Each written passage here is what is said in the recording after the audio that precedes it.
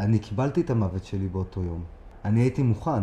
אני יודע שברגע שזה היה קורה, זה כבר, כל דבר שאחרי זה כבר לא קריטי. כאילו אני חושב על הסיטואציה הזאת שזה היה קורה, ואתם צריכים עכשיו לחיות עם הסבל הזה. כן, זה קשה. זה קשה לחיות עכשיו עם הדבר הזה. אני מצחיק להגיד את זה, כי זה עדיין אפילו לא עבר שנה, וכאילו, אני לא אותו בן אדם. אני לא מרגיש את אותו חוויה. אני הייתי בת 13 כשנחטפנו. נחטפנו לירדן. זאת המדינה שלנו, לצערי. שכל הזמן חיים לצד הטרגדיות הקשות האלה. אבל אנחנו חזקים ונתגבר. קרה את הגרוע מכל, ולשמחתי, ובאמת באהבה גדולה, יש לך את רוקסי שהיא מלאה בנתינה, ואני בטוחה שאתם תחזקו אחד את השני.